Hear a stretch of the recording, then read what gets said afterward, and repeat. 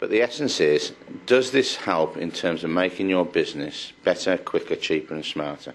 And if you keep those things in your mind, I think that's an important way to go. I do think you need a backdrop to effective outsourcing. You do have to have some sort of organisational direction whenever you're doing these things. You have to have organisational buy-in. But there are always some static objectives in that about continuing, particularly as a public servant, to drive down the cost or get greater value for money from the things that you do. But they also take the position that there's other things you can do, and they should always approach to. Can we recover previous situations where we think things haven't gone as well? And have we learned from those? Is there a learning to be involved in this?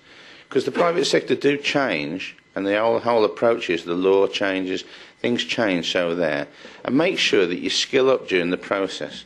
One of the most disappointing aspects, I think, of public sector procurement is too many times external consultants are brought in to do it.